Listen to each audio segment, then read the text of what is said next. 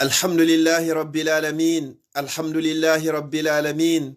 Alhamdulillahi allazi bi ni'matihi tatimmu salihat. Musidɓe julɓe tedduɓe teddirɓe l'islam e yetti Allah neminirɗo e l'islam, neminirɗo e moƴƴereji tawata e wawa andugol ko ɗi jelu. Awa musidɓe julɓe tedduɓe ko karamokoɓe wonno on yetade fi muɗum kon awa hewti ko honde tuma ko jango. Ko honɗum woni jango? Ko jango wi'ete nyalande arafa. Ene ko honɗum woni arafa? Ko nyalande ɓurde moƴƴude nden, nyalande ɓurde moƴƴude nden e nyalɗi hitanden ɗin fuu. Ko nyalɗe 365 360 jours ma 365 jours wodi e nder hitanden. E nder ɗen ɗon fuu ko nde nyalande jango ɓuri moƴƴude e ɗen ɗon fuu ko nde wi'ete nyalande arafa. Ko honde woni nyalande arafa? Ko nyalande nde Allah ɓurata rinɗingol ngol jiyaɓe makko ɓen e natugol yiite. Sifa nde nyalande ɗon ala nde wonde arde jango.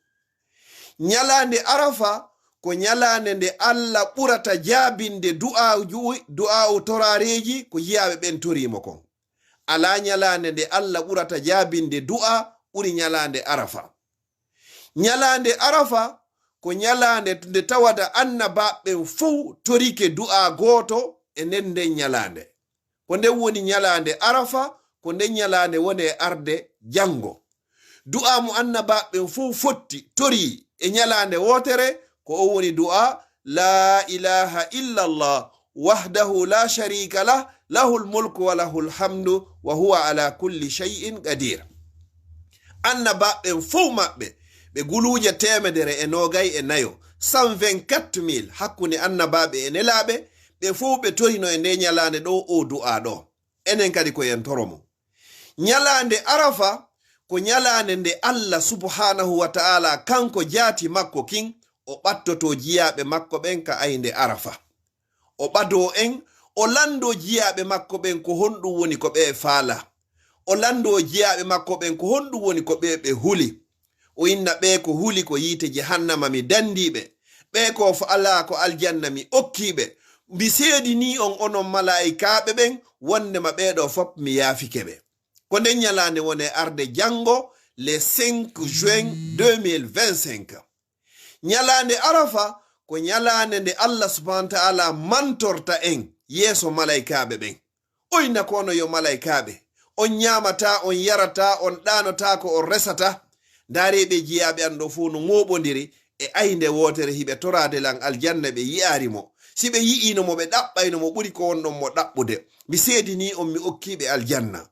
Kono yo malaikaɓe, dareɓe jiyaɓe an ɗo fuu no moɓodiri e aynde wotere hiɓe molade yomi danduɓe yiite, ɓe yi'ari yiite. Mi seedini on onon malaikaɓe fuu mi dandiɓe yiite, mi yaafike ɓe.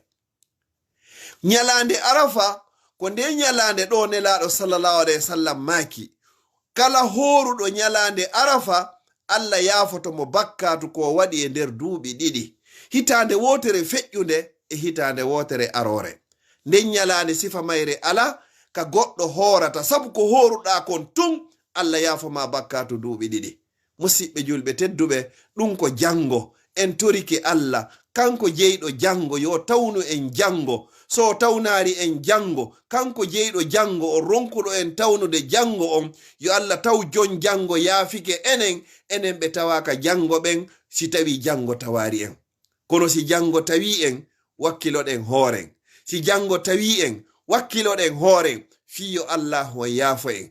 Miɗo andi hiɗa andi pellet hiɗa mari bakkatu. Miɗo mari bakkatu hiɗa mari bakkatu. Miɗo waɗi bakkatu hiɗa waɗi bakkatu. Miɗo waɗi bakkatuji jani e tosoki suuɗiɗi e feeñuɗi ɗimi andi e ko mi anda fimu, ɗimi tewi e mi falji. Allah non inni jango kala toriɗomo o huntante haaju ma on, kala mooliɗomo o dandaymo, kala toriɗomo yaafuye o yaafotomo. Kala ko toriɗa Allah o waɗante ɗum ɗon jango. Ko jango wiyete nyalande arafa. Allah men torikema an jeyɗo arafa, waɗɗo ɗi moƴƴereji ɗo foppo e nyalande arafa, mi torikema tawnu men arafa. Musidɓe julɓe tedduɓe, toɓɓere ɗiɗaɓere nden ko honɗum hikkoto ɗon. Go'o, jon non jango arafa no hewtude ko honɗum hanuɗe waɗugol jango fi arafa.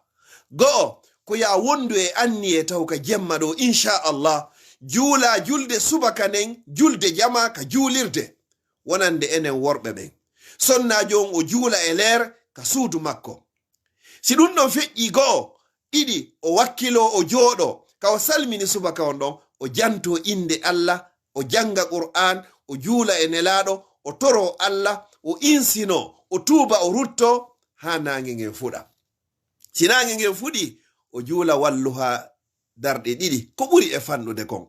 ko ɗum ɗo woni pihun ɗiɗaɓum kon hanɗa wadde kon. jango fihon ɗum ko moƴƴereji hana waɗede jango.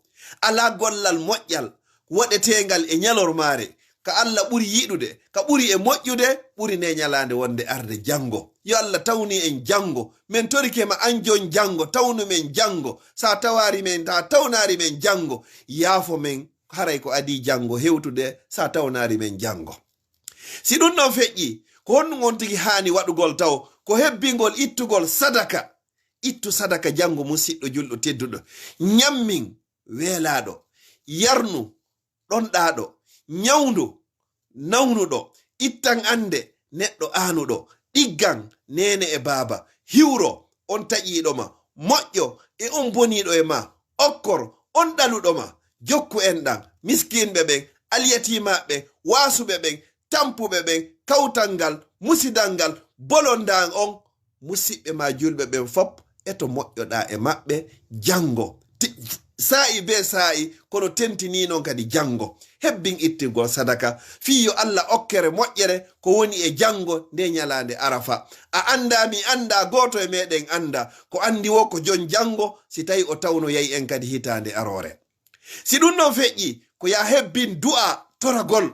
alaka Allah jabinta du'a uji ko jiyaɓe makko ɓen torimo kon ɓuri jango. jango haray mo ɓattiŋe o kammuɗo ñalorma teɗɗan himo lando en kombo mari bakkatu toro mi yaafomo, kombo mari ande toro mi ittanamo, kombo maapi mi ittanamo, kombo faala ɓiɗɗo mi okkoramo, kombo faala jawdi mi okkoramo, kombo faala gandal mi okkoramo, kombo faala laamu mi okkoramo. musidɓe julɓe tedduɓe yo Allah tawnu en ñalande arafa. haajuji maɗin fow holluɗi Allah jango, bakkatuji maɗin fow weeɓitanɗi Allah jango ko kanko ɓuri e andude. toroɗamo yo yaafoyoma, toroɗamo kadi yo okkore. ko ɗawi wiyete ñalande arafa. ñalande arafa si hewti hebbin insinagol astaghfirullah, Allah mi torike ma yaafolan. ko ɓuri moƴƴude e ko wowla jango kon fow ko wi'ugol la ilaha illallah, ala reweteɗo e gonga, nafa rewɗo, lorramo reware siwona Allah. du'a mu annabaɓe fof torino on e nde ñalande jangore. yo ɗum woni gimol magol, yo ɗum woni jikirol magol. la ilaha illallah wahdahu la sharika lah, lahul mulku wa lahul hamdu wa huwa ala kulli shay'in qadir. hebbin ɗum jango musidɗo julɗo tedduɗo. hajuji maɗin, andeji maɗin, problémeji maɗi, tanaji maɗin, ɓittedeji maɗin, soholaji maɗi, faaleji ma, moƴƴereji aduna e lakara. hebbin ɗiɗo waɗu gongol jango si Allah tawnima jango. no tawa e ko ɓuri e moƴƴude ko wowlete kon kadi jango wi'ugol subhanallah walhamdulillah wala ilaha illallah wallahu akbar. ɓattor Allah jango dewal, jangugol qur'an, insinagol e juulugol e nelaɗo sallallahu alayhi wa sallam. si ɗum ɗo feƴƴi musidɓe julɓe tedduɓe, jango ñallal ngal fop ko moƴƴi, kono tentini non si alan sara on salminama jango ñalande arafa ko adi nange ngen mutoyde. musidɓe julɗo tedduɗo sa salmini alansara ma sa juuloyi a arti weƴƴitu tapihum ma ko joɗoɗa fewta rabbu samawati wal arti. o Allahjo ɓantuɗo ɗi kammuli o jugginali, o weƴƴituɗo ndi leydi o ñoƴƴinari, o taguɗo la waɗi lam bani adama, tagi ɗum ɗa waɗi yimɓe, tagi ɗum ɗa waɗi jinna, tagi ɗum ɗa waɗi malaika, tagi ɗum ɗa waɗi kulle. o ɓurni en e ko ɓuri hewde tagefo ngon. fewta oɗo, wulla yeeso makko, fesa yeeso makko, toroɗamo yaafuye, toroɗamo ko faalaɗa e moƴƴereji aduna e lakara. nde ñalande jango ko ñalande ɓurde mawnude e ñalaɗi ɗin fop ɗi Allah subhanahu wa ta'ala on tagi ɗi ñalormaji ɗin. ko ɗi sappo ka donkin ɗo. e nder sappo donkinji ɗin kadi ko jeenayi donkin jeenayi donki ko nen ñande woni ñalande arafa ene musidɓe julɓe tedduɓe ko jelo tawano arafa hitande feƴƴude hikka pellete ɓe wodaka musidɓe julɓe tedduɓe mi anda a anda ko hombo e meɗen ene hara Allah tawnayi en arafa ko arata mi toriki Allah yo Allah tawnu en so tawnari en yo yaafo en yo Allah arsiko e wowgol waɗugol dewal e nde ñalade jango haray en toriki Allah subhanahu wa ta'ala yawɓe hajjuɓen yo Allah hon jaɓanɓe yoɓe artu ka hajju maɓɓe hara ɓe laaɓiri e bakkatu wano ɓe ñande ɓe jibina mi toriki Allah ɓe yahari ɓen fokkitinoɓen yo Allah windanɓe baraji hajjuɗo sabu anniye maɓɓe moƴƴo on mi toriki Allah ɓe fokkitari ɓen yo Allah lerɗin fewtina ɓerɗe maɓɓe ɗen fiino ɓe yara hajju siko jawdi ndin manki yo Allah addu siko kaydiji ɗin manki yo Allah hon addu si tawi ko ɓerɗe ɗen woni fewtar ton yo yiilu ɓerɗe ɗen ko fewtina fi yoɓe tottira e ɗum ɗo mi toriki Allah subhanahu wa ta'ala on yo Allah okku e moƴƴere makko nden yo Allah okku e moƴƴere makko nden yo Allah okku e moƴƴere makko nden wassalamu aleykum wa rahmatullahi wa barakatuh